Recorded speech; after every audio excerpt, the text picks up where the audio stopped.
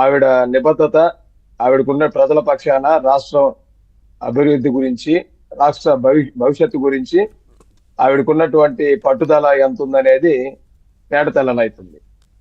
జగన్మోహన్ రెడ్డి గారు దాటివేయటంలో ఆయనకున్నటువంటి కుటిల బుద్ధిని మరోసారి రిప్రజెంటేషన్ చేయటంలో బహిర్గతం అవుతుంది.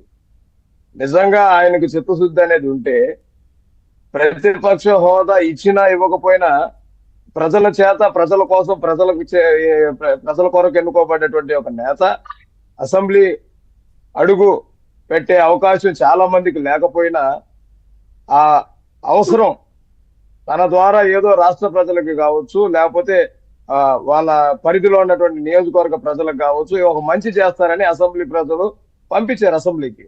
కానీ అతనేమంటున్నాడంటే ప్రతిపక్ష హోదా అని అంటే ప్రతిపక్ష హోదాలో ఏమి చేయలేకపోయినా, ఏదో ఒక సామెత ఒకటి ఉంది, పెద్దలు మాట్లాడినటువంటి సామెత, కొప్పున్నమ్మ జుట్టున్నమ్మ ఏ కొప్పు అయినా వస్తుంది, జుట్టు లేనమ్మ ఏ కొప్పు వేయలేదు అన్నట్టు.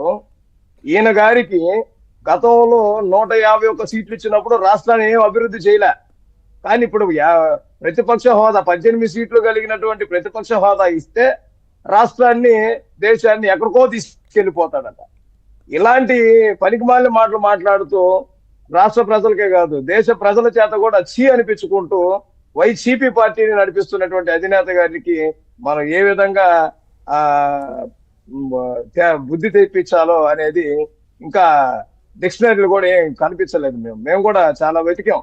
జగన్మోహన్ రెడ్డి గారికి జ్ఞానోదయాన్ని తీసుకొచ్చేదానికి ఏ ఆయుర్వేదం ముందు, లేకపోతే ఎలాంటి ఉపయోగకరమైనటువంటి ఆ కౌన్సిలింగ్ మాటలు ఎక్కడ తయారు చేయాలనేది ఇంతవరకు ఏ ఇండస్ట్రీలో కనిపించదు. ఎందుకంటే అతడి వయసుకి, అతడు వ్యాఖ్యానించే మాటలకి, అతడు చేస్తున్నకి ఎక్కడ సంబంధం లేదు.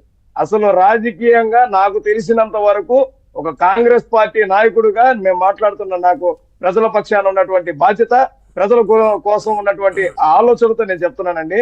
రాజకీయాల్లో వెరీ అన్యూజబుల్ పర్సన్ ఎవరంటే మన రాష్ట్రంలో పట్టినటువంటి ఏకైక ఒక దరిద్రమైనటువంటి ఆలోచన ఉన్నటువంటి ఏకైక వ్యక్తి జగన్మోహన్ రెడ్డి గారు. అలాంటి జగన్మోహన్ రెడ్డి గారు అసెంబ్లీలోకి వెళ్ళటాన్ని కూడా వీలైనంత వరకు ప్రజలు బహిష్కరించే విధంగా చూడాలి. ఎందుకంటే ఇలాంటి వ్యక్తుల్ని మనం రాజకీయాల్లో ఎన్నుకోవడం కరెక్ట్ కాదు. వాస్తవానికి ఒక కొత్త తరహా రాజకీయానికి తెరలేపిన జగన్మోహన్ రెడ్డిని చూసి ప్రజలు ఒక మంచి ఆలోచనని తెలుసుకోవాల్సిన బాధ్యత ఎంతైనా ఉంది. ఎందుకంటే ఇలాంటి వ్యక్తులను మనం ఎన్నుకుంటున్నాం.